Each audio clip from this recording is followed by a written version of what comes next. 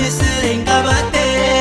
ebba waaqa keetis jallattee fudhachuu barbaadde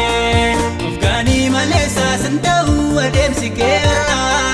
yeroo tasoo jiru deebi'uu yoo baatte salphina ufgaanii malee saasin ta'uu adeemsi keerra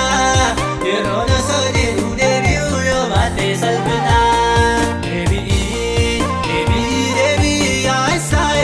si wayyaa karaa mabjabataa fayyuudha waamamtee bohaarraa madaanii iddoo rakkaa'eera bohadduu kanarra si wayyuu dhibbeetus badiisaa filadhu yoo feete immoo fayyuu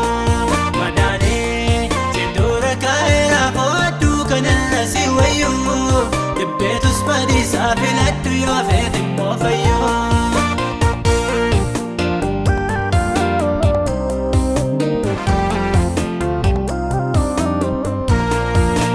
Faarfattaa gocha koo isaan sirra wadde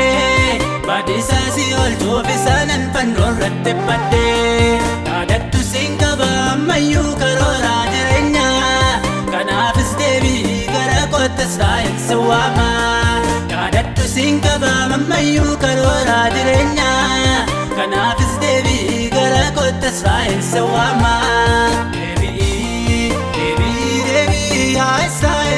si wayyaa karaa mabjabataa fayyuudha waamamtee bohaarraa madaanii iddoo rakkaa'eera bohadduu kanarra si wayyuu dhibbeetus badiisaa filadhu yoo feete immoo fayyuu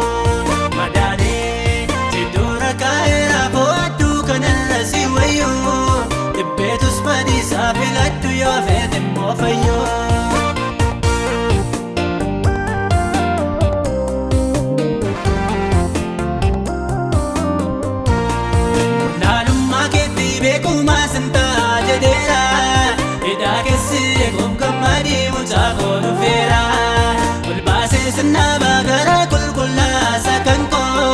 Gammachuun Faarfattaa galatan dhaabbattee maqaa koo ol baasee sinnaabaa gara qulqullaasa kan koo gammachuun Faarfattaa galatan dhaabbattee maqaa koo